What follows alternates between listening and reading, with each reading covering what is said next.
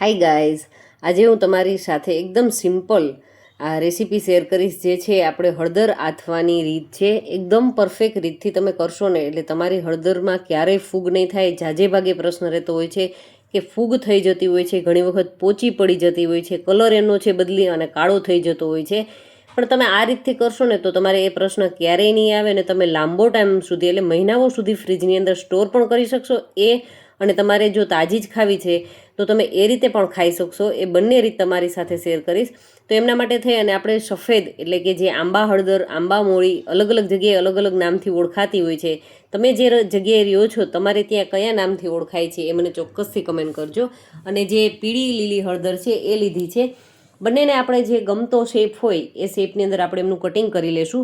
તો અત્યારે હું એમના નાના નાના સર્કલ શેપ્સ છે એ આપી દઈશ. જે કોઈ મોટું હોય પીસ તો એમને વચ્ચેથી આ રીતે પાર્ટ કરી અને એમના બે ટુકડા કરી અને એ રીતે પણ કતરણ કરી શકાય. અને લાંબી લાંબી ચીરીઓ કરવી હોય તો તમે એ રીતથી પણ કરી શકો છો.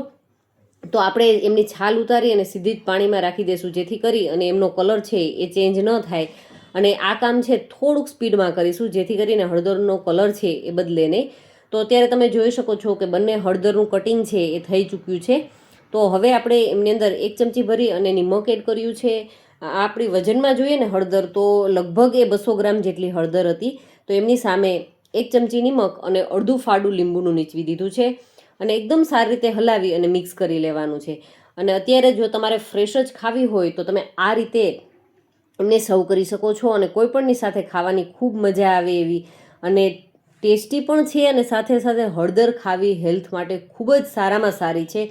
તો શિયાળાની અંદર મળે છે તો આ રીતે આપણે એમને ખાઈ શકીએ છીએ. અને જો તમારે એમને આ રીતે ફ્રેશ જ્યાં સુધી મળે ત્યાં સુધી તો આપણે ખાઈ શકીએ છીએ ચોક્કસથી. પણ જ્યારે એમની સિઝન જતી રહીએ અને એ સિઝન વગર પણ આપણે ખાવી છે તો કઈ રીતે આપણે એમને સ્ટોર કરીએ, તો હું તમને એ શીખવું છું.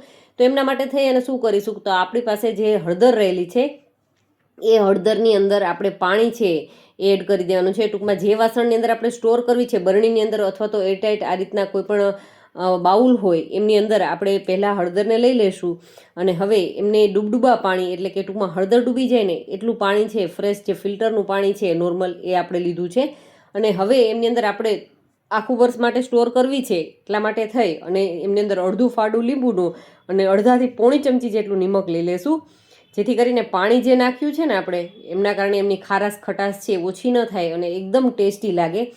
અને જુઓ ફૂગ અને એ બધું ન થાય ને એમના માટે થઈ અને જે એકદમ તીખી સુરતી મરચી આવતી હોય છે ને 2-3 નંગ આ રીતે એમનું વચ્ચેથી કટિંગ કરી અને એમની અંદર રાખી દઈશું. જેથી કરીને શું થાય, હળવી એવી તીખાશ પણ આવી જશે અને સાથે સાથે લાંબો ટાઈમ સુધી આપણી હળદર છે એ બિલકુલ ખરાબ નહીં થાય. અને ઉપરથી આ રીતે થોડાક લીંબુની સ્લાઇસ પણ નાખી દઈશું અને બસ ઢાંકી પેક કરીને તમે 6, 7, 8 મહિના સુધી ફ્રીજમાં સ્ટોર કરીને એન્જોય કરી શકશો. Thank you.